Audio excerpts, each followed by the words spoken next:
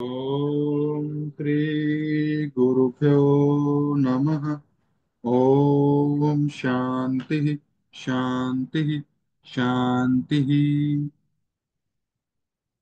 तो आज हम करेंगे effective teaching behaviour. Effective teaching is the knowledge, strategies, processes and behavior that lead to good student outcome। कि जो भी ये सब क्या आएगा टीचर के बिहेवियर के अंदर आएंगे ये। और टीचर के वो बिहेवियर, उसका नॉलेज, उसकी स्ट्रेटेजीज, पढ़ाने का तरीका, उसका स्टूडेंट्स के साथ व्यवहार करने का तरीका, ये सब किस में हेल्प करेंगे कि जो स्टूडेंट का आउटकम है, जो उसका रिजल्ट है, वो इम्प्रूव हो जाए। ठीक है। तो इफेक्टिव टीचिंग बिहेवियर में दो चीज आती हैं। पहला आएगा की बिहेवियर, जो मुख्य होंगे। ठीक है।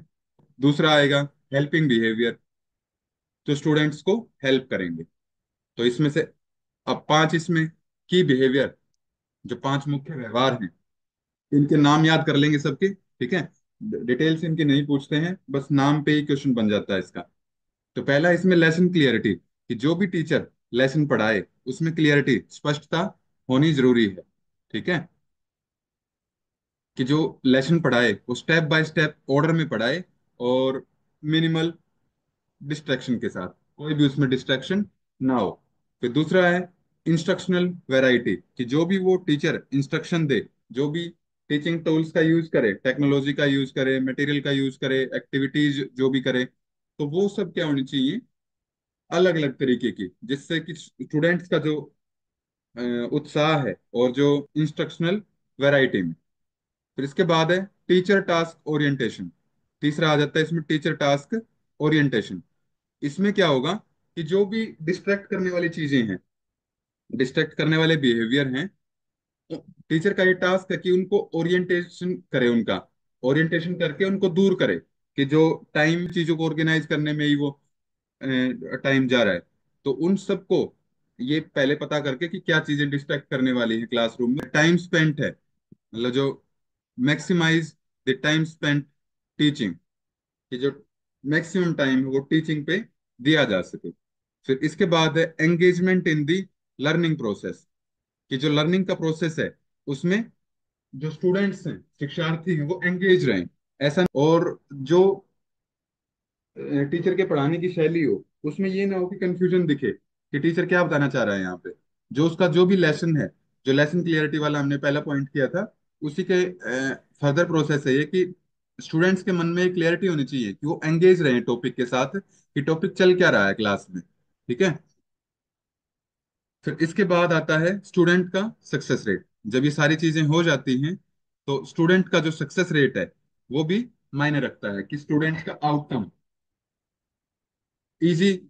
For a better success rate the content should reflect prior learning. इसमें क्या आ जाती है, प्रायर लर्निंग, कि जैसे जो स्टूडेंट है वो घर से ही उस टॉपिक को एक बार पढ़ के आए, तो जैसे ही टीचर क्लासरूम में उस सब्जेक्ट को पढ़ाएगा, उस टॉपिक को पढ़ाएगा, तो उसके मन में क्लियरिटी रहेगी, और इजी से जो मुख्य व्यवहार है एक इफेक्टिव टीचिंग में।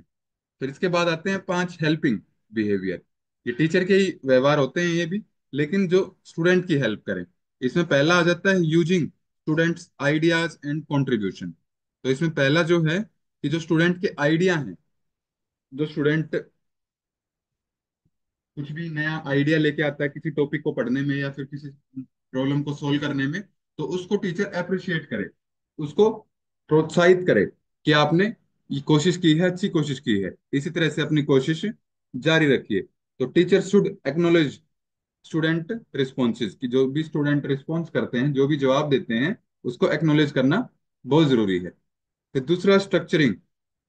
स्ट्रक्चरिंग का क्या मतलब है कि एक स्ट्रक्चर देना, कि जैसे जो भी, मान लिया कोई टॉपिक 3 दिन में खत्म होना है। ठीक है, लंबा टॉपिक है, 3 दिन में खत्म होगा, इसके बारे में क्या क्या पढ़ेंगे और किस दिन क्या पढ़ेंगे। तो वो स्ट्रक्चरिंग, ये एक स्ट्रक्चर, एक रचना, मतलब एक स्ट्रक्चर बना दिया उस टॉपिक का, कि इस दिन ये पढ़ाएंगे, अगले दिन ये, फिर लास्ट दिन यहाँ पे हमारा चैप्टर कंप्लीट हो जाएगा।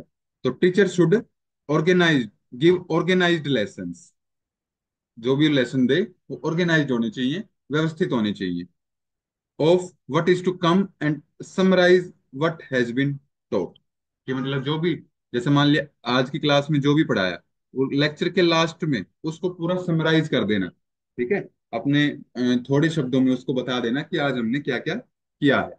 तो वो भी क्या किस में आ जाएगा, स्ट्रक्चरिंग का पार्ट है वो। फिर इसके बाद है क्वेश्चनिंग।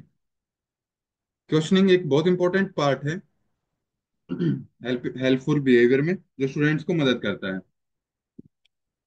अब टीचर को क्या करना चाहिए, जो भी टॉपिक पढ़ाया उसमें से घुमा फिरा के अलग अलग तरह के क्वेश्चन पूछने चाहिए उसको, कि जिससे जो बच्चे हैं वो अलग अलग दिशा में उस टॉपिक के बारे में सोच सके। ठीक है, use A variety of questions, कि जो क्वेश्चन है वो वैरायटी के होने चाहिए, अलग अलग तरीके के, दैट रिक्वायर मोर थिंकिंग, जो जिसमें ज्यादा सोचना पड़े स्टूडेंट्स को, और प्रॉब्लम सॉल्विंग कैपेसिटी जो है उनकी वो बढ़ सके। फिर फोर्थ पॉइंट आता है इसमें प्रोबिंग। प्रोबिंग का मतलब है कि जो भी स्टूडेंट आइडिया दे, ठीक है, उनको एनकरेज करना। अगर कुछ गलती हो जाती है तो भी उसमें सुधार करके उनको एनकरेज करना, ये आ जाता है प्रोबिंग में, कि getting students to elaborate on their ideas. फिर लास्ट आता है इसमें टीचर इफेक्ट्स। टीचर इफेक्ट्स में क्या आएगा, कि जो स्टूडेंट्स की प्रॉब्लम को अच्छे से सुने, समझे। ठीक है, यानी कि जो एक टीचर और लर्नर का रिलेशनशिप है वो डेवलप हो सके by the use of enthusiasm and empathy. ठीक है, कि जिससे जो स्टूडेंट और टीचर का रिलेशनशिप है वो एक प्रभावी ढंग से विकसित हो सके। या फिर ये लगा लो कि जो भी स्टूडेंट अपनी प्रॉब्लम पर्सनल लेके आए या फिर क्लासरूम की लेके आए, वो टीचर उसकी प्रॉब्लम को अच्छे से सुने, उसको एड्रेस करे, और जो उसके पास बेस्ट सॉल्यूशन है उसको दे दे। ठीक है, तो ये आ जाता है आपका इफेक्टिव टीचिंग बिहेवियर। ओम श्री गुरुभ्यो नमः। ओम शांति शांति शांति।